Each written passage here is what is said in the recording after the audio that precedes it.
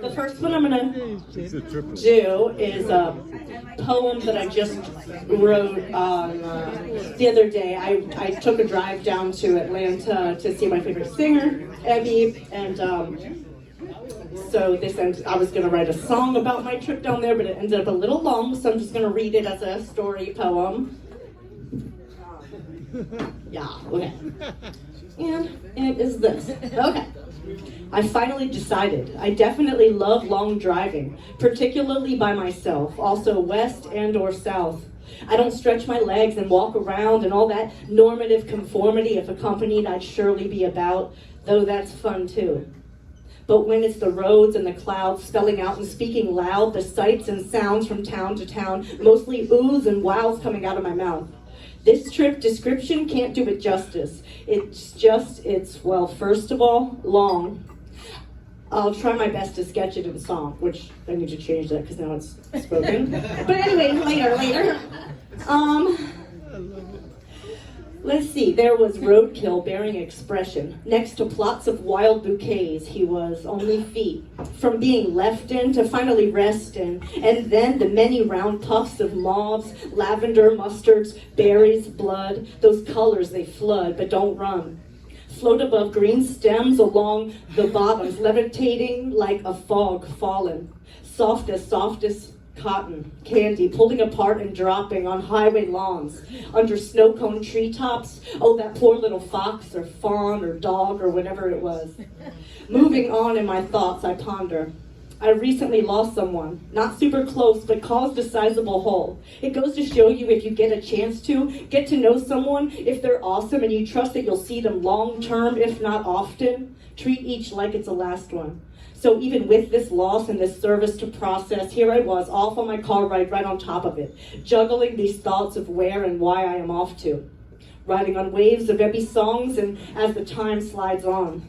And the streets flicking light at me. I still see I'm between rows of red ivy vine vein runs up the trunks of these handsome trees. The eyes are pleased. Then I see a huge sign that reads, "Abortion is legal here." Signed by North of the Carolinas. I see she sells dreams by the seashore. Freedom and more. Your body, your choice. Can't sell at market price, sentimental value-wise. Go a few miles south, where some rights are wrong and need aborting, and not the lower Carolinas, though, since they failed to ban it all so far. So aren't they so sorry, if not strong?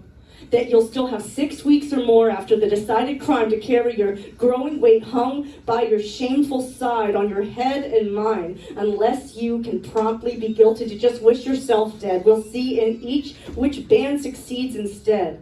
Flimsy, linsey, Graham's willful bill will fold on all those who feel a hold to bury us under federal barriers of who lives versus who kills. It's fresh and it's old. What else? Oh yeah, how the heck are local politicians' names dealt? Ben Jealous is a nice one. Frank Nice is a Maryland Republican. Bob Good for Virginia House. How is this possible? What bill will be right and responsible? Who cares if you'll go bankrupt from one night at a hospital?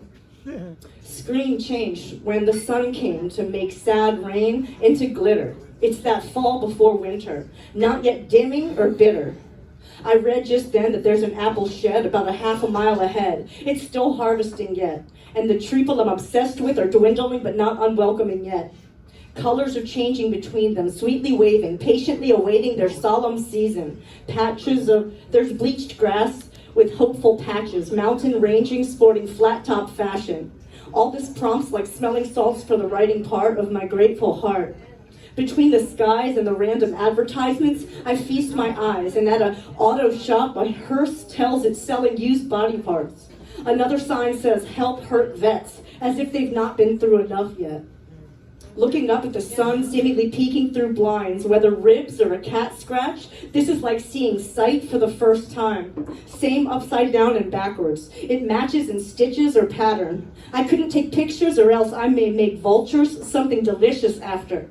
Instead, the sky opened up and showed its tender, fleshy bruise, its darkest before reduced into light, right as the ground raises neon fuchsia, blaring up at the chin of chunky clouds just rolling their dough around. Now the moon peach before Georgia looks so full and round, yet too cool or too shy to come fully out. Night is falling around man-made lights now, and I'm heading still farther south. Can't wait to witness Ebby in his glory and feel his presence and support abound, bathe in his powerful sound in this sensitive time that it is now. The end. Beautiful.